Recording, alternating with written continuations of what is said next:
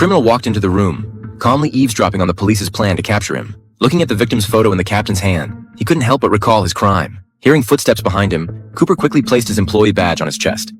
He pretended to be getting coffee as he moved through the crowd, trying hard to act like an overworked venue staff member. The special police officers never imagined that the criminal they were trying to capture was this very man. Cooper walked past them calmly without arousing any suspicion.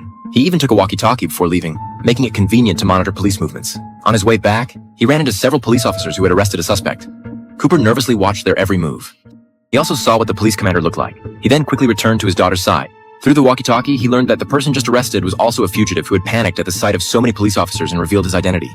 The commander reminded all officers that their target was an extremely calm criminal who was still trying to escape from the venue, urging them to stay alert and respond carefully.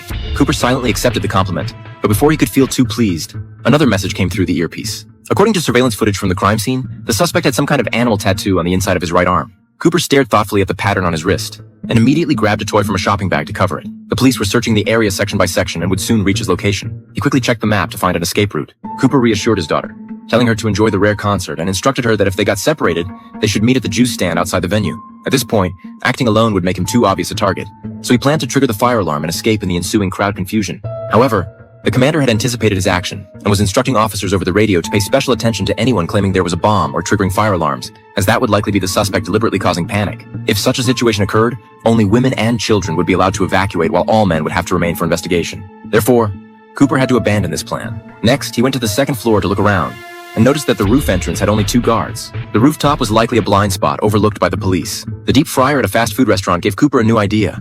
Seeing that the employee had temporarily left, he turned the fryer up to maximum heat. By the time the employee returned and discovered that 2 glass bottles had been thrown into the boiling oil, it was already too late. Police rushed over after hearing the noise, with everyone's attention drawn to the commotion.